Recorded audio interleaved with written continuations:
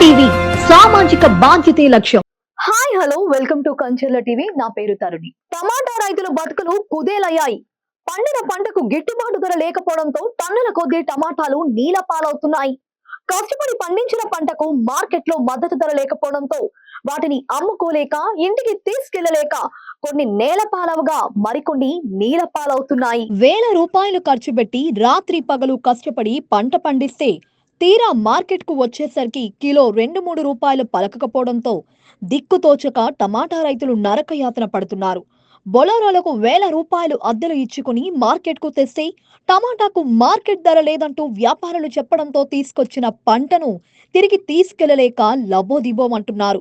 గుత్తుకు చెందిన రైతు పాపన్నతో పాటు మరో రైతు తాము పండించిన 500 బాక్సుల టమాటాను గుత్తులోనే మార్కెట్లో విక్రయించేందుకు 2 బొలెరోల్లో తీసుకొచ్చారు.